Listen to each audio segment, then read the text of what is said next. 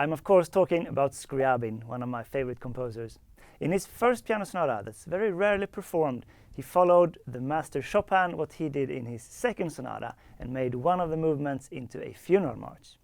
In Chopin's sonata, it's the third movement, and it's followed by a rather odd, quick finale. And in Scriabin, it's the other way around, a tempestuous third movement, like a dark scherzo, really a struggle of life and death, is followed by this mournful and hopeless funeral march. Very expressive way to close the sonata.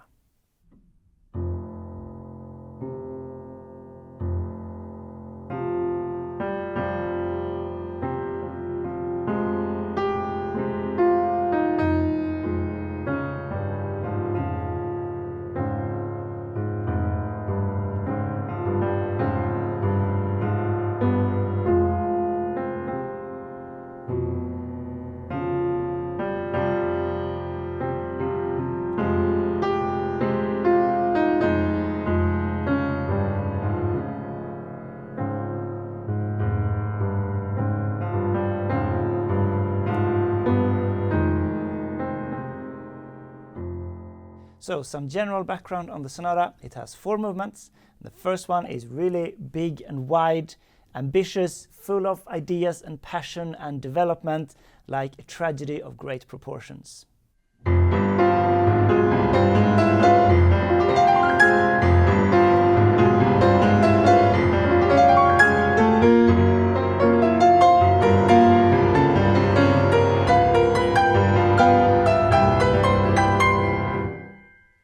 Then there's the slow second movement, a simple chorale, introspective, like a prayer.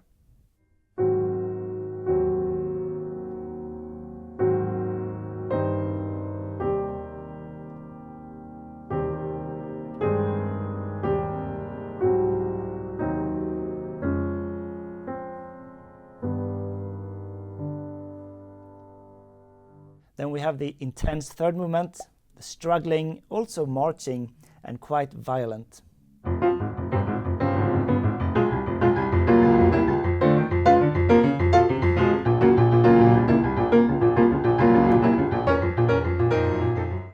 So he wrote this in 1892. He had just graduated from the Moscow Conservatory, but he had injured his right hand from over-practicing, and the doctor said that he would never be able to play again. And you can see this sonata as like an artistic response to that tragedy, like a personal cry against God and fate, as someone put it. But the good news was that he did recover fully eventually and could play and continue his career as a concert pianist and composer.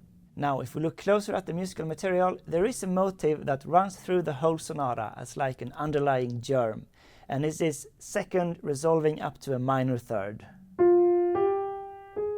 And it's most clearly presented in the funeral march in the end.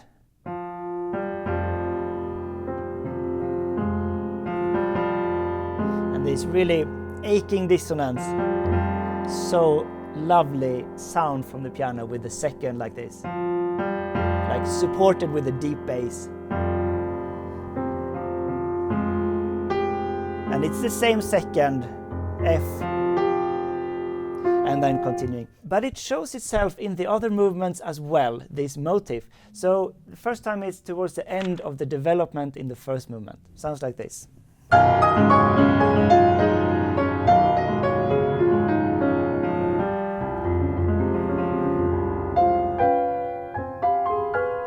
It's also up here, by the way.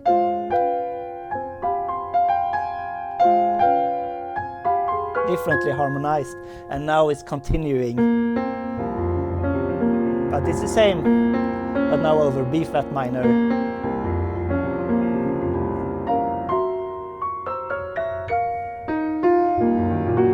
It's continuing. Heroic place, that one. But it's also at the very beginning of the first movement in the bass. But you don't hear it as much because we have the right hand, but it's there.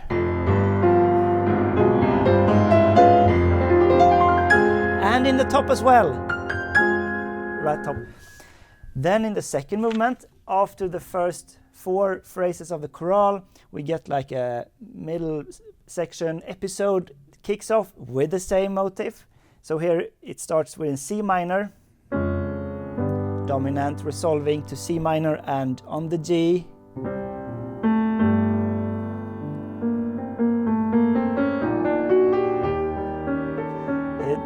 Taking another direction. Chromatically, some pain here. Now again in F minor.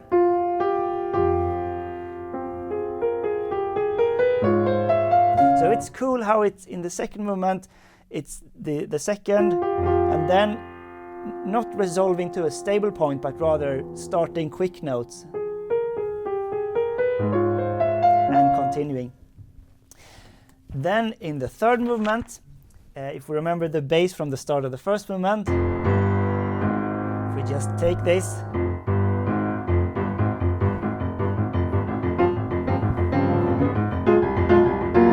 that's the scherzo of the third movement. So when we finally reach the last movement, it has this redemptive effect of getting the full scope of a theme from this seed. Now let's go through this material in a little bit more detail. So the marching element comes from the left hand, has this low F on every first and third beat throughout the whole section of this first march section. Like relentlessly keeping this beat. And then the melody moves through different harmonies on top of this. We've heard this.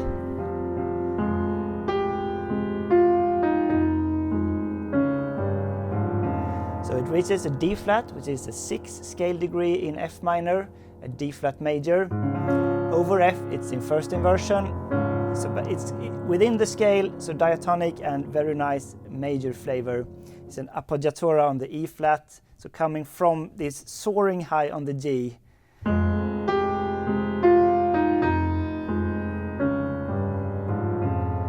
D flat, and then continuing down to the C, creates this lovely major 7, D flat major 7 over F.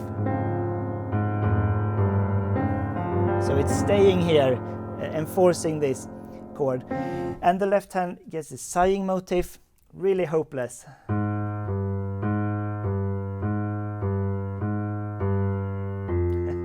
And together some cross rhythms.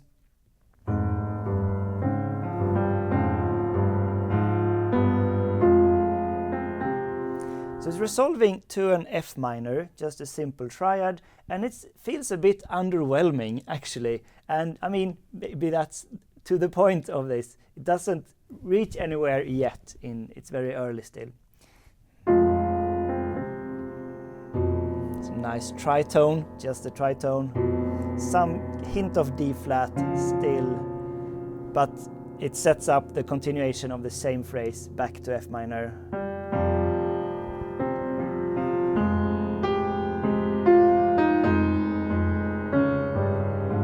By the way, these inner voices needs to be super soft. Like if you just play it the same level,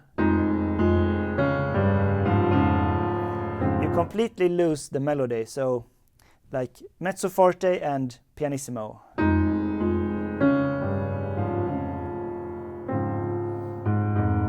Same.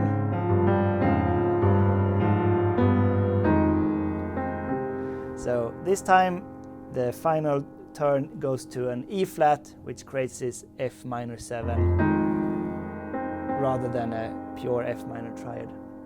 So we continue with this. Now get some new idea, an ascending scale.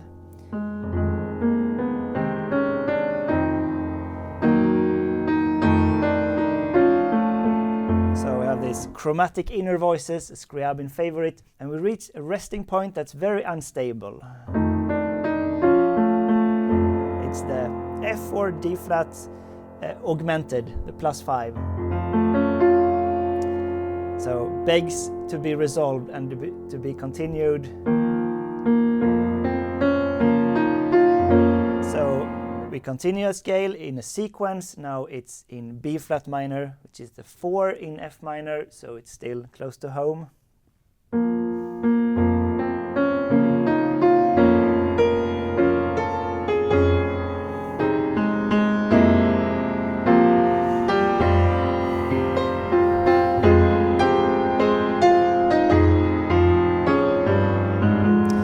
So the third time it comes back, the theme, it's like this big wave of sorrow hits you. And the way he sets it up is going through the B flat minor,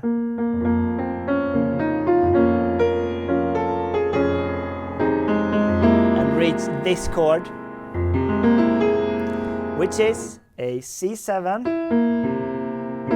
over F. F the pedal point all the time, but also with the A flat. So it's like an F minor, or you can think of it as the C augmented. It's not spelled as a G sharp, it's an A flat because that's part of the F minor scale, but it's the same note in piano, so like a C plus 7 over F. So maximum tension to set up the resolution on the F minor with the second. And this, like, you need all these extra lines to show it's a big stretch for the left hand. It's kind of funny how it's written, but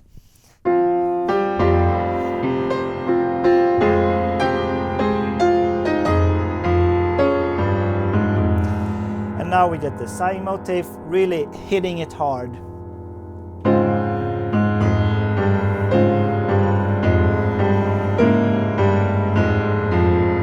It's cleverly written where you get to continue it both hands, because we have the bass on the 1 and 3 beats and the melody on the syncopated beats. And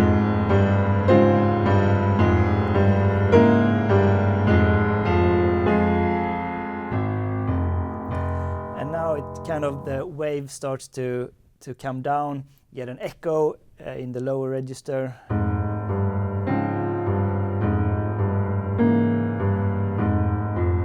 It's a little bit more sparse with the notes. Even though he doesn't write the diminuendo, you can think about that, maybe he wants to continue, but anyway, like, the amount of notes decreases. So I do a little bit of ritardando, but still you need some intensity left anyway.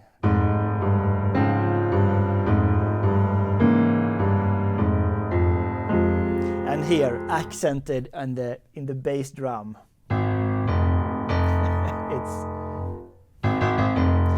It's a statement there.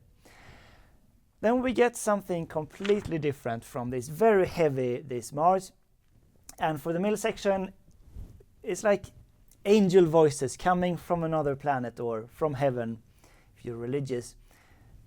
Piano, piano, pianissimo, 4-piece, quasi niente means almost nothing. So, una corda, pedal for sure, and like as soft as possible.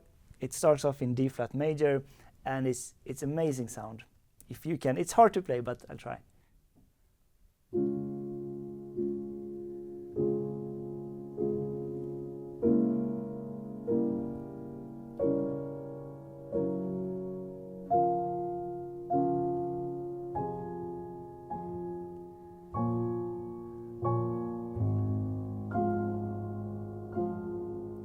It just soars in the sky. So there's some chromatic stuff happening. Like, it's one of these artistic dilemmas that you would like to voice these chords, to have the melody and like some inner voices, but he really demands you to play as soft as possible. But in order to voice, you need some volume to work with. That's what voicing is. So it's a paradox. But yeah, just resolve it somehow. A little bit more on the top and a little less from nothing. So, because the melody, the top notes is very nice voice leading. D flat major 7, diminished, and this turning it into a dominant 7, but then kind of deceptively resolving it to a B flat minor. And here's B flat minor and F minor, but in this voicing going up and down, really amazing.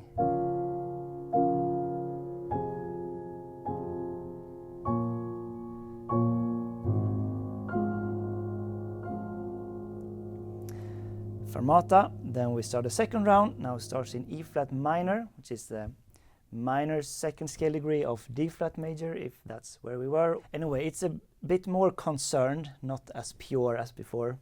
The angels are concerned. by the way, E flat minor 7, going from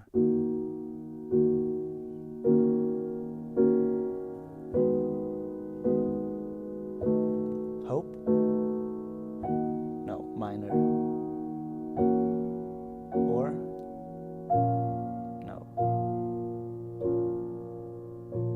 So it goes to B flat minor, then a break, and then for the third time it's a shorter phrase. It's like we can't muster the energy to continue. It's sadder.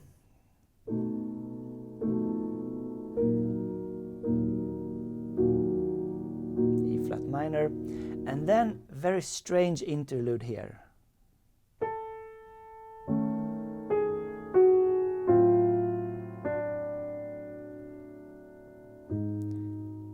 But it's back to the angels.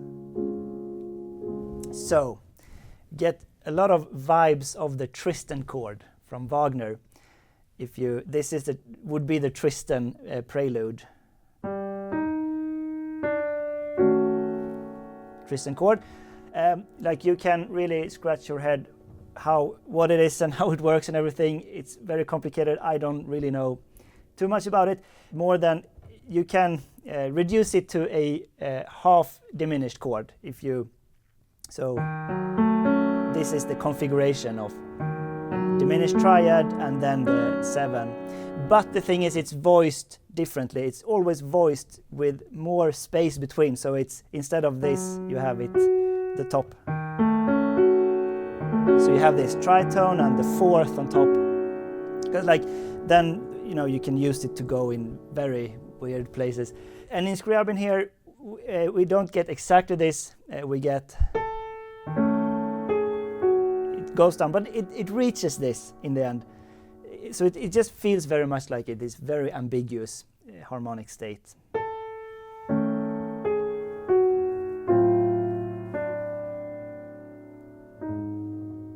So lovely, great voice leading here. It's a diminished, a normal diminished, but with aching neighbor notes. And then on the final one, it also changes the bass from the diminished, 1 semitone down, we get a dominant 7, which is A flat 7, leading to D flat as a cadence, but it does it at the same time, so lovely detail. And the final phrase starts the same as the first in D flat major.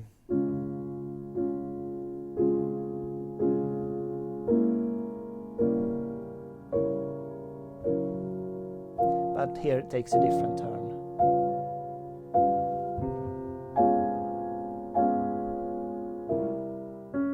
Reaches a C7 with the D flat, the flat 9. But C7 is the dominant back to F minor, and here we get a full repeat of the funeral section.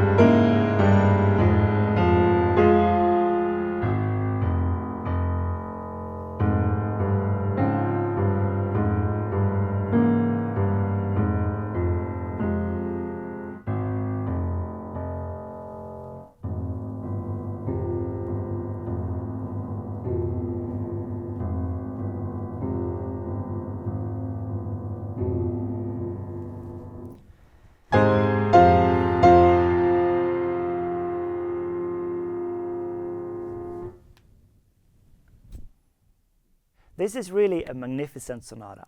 It's very demanding the way it's written. Not so much the slow movements, second and fourth, but the first and third, it's extremely hard and challenging. He wants you to be at the whole range of the keyboard, like at the same time. So even if you're a professional pianist, you need to find some solutions to make it work.